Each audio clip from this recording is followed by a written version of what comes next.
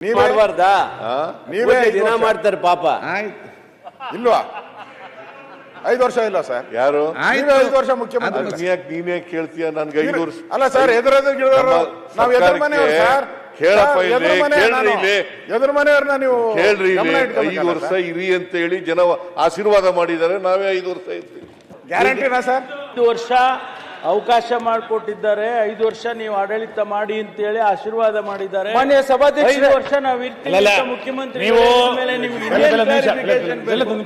ಪರಮೇಶ್ವರ್ ಒಬ್ರೇ ಸರ್ ನೋಡ್ದಂಗೆ. ಪರಮೇಶ್ವರ್ ನೀವು 5 ವರ್ಷ ಇರಬೇಕು ಅಂತ ಹೇಳಿರೋದು ನಿಜ. ಯಾವಾಗ ನಿಮ್ ಜೊತೆ ನಿಂತಿದ್ದಾರೆ ಸರ್.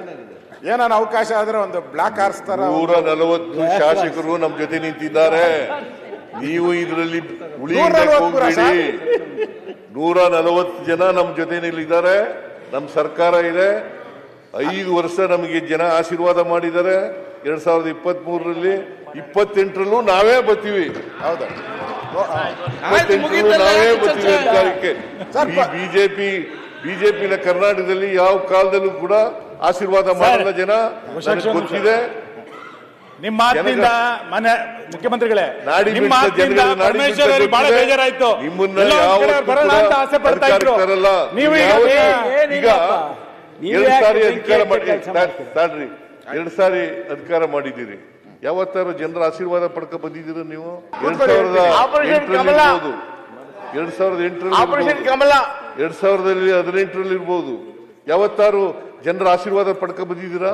ಆಪರೇಷನ್ ಕಮಲ ಹಿಂಭಾಗಲಿನಿಂದ ಬಂದಿರತಕ್ಕಂಥದ್ದು. ಯಾವಾಗ ಜನ ನಿಮ್ಗೆ ಆಶೀರ್ವಾದ ಮಾಡಲ್ಲ? 2019ರಲ್ಲಿ ಅವ್ರಿಗೆ ಆಶೀರ್ವಾದ ಮಾಡಿದ್ರ? JDS ಜೊತೆ ಹೋದ್ರಿ, ಅವ್ರ ಮನೆ ಬಾಗಿಲಿಗೆ ಹೋಗಿದ್ರಿ JDS ಜೊತೆ. ಆಯ್ತು, ಹಾಗೆ ನಮಗೆ ಮಾಡಿರ್ಲಿಲ್ಲ. ನಾವು ಅವ್ರ ಮನೆಗೂ ಹೋಗಿರ್ಲಿಲ್ಲ. ಹೋಗಿದ್ರು ಅಂತ ಹೇಳ್ತಾರಲ್ಲ ಸರ್. ಅವ್ರು ಹೇಳಿದ್ರೆ ಅವ್ರು 1000 ಹೇಳ್ತಾರೆ. ಅವ್ರು 1000 ಹೇಳ್ತಾರಪ್ಪ.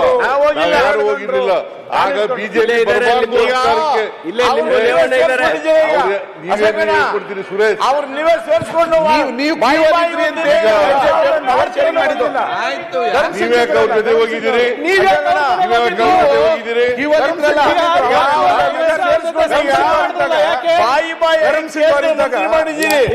ಬಂದಿರಲ್ಲ ಅವಾಗ ಸರ್ಕಾರ.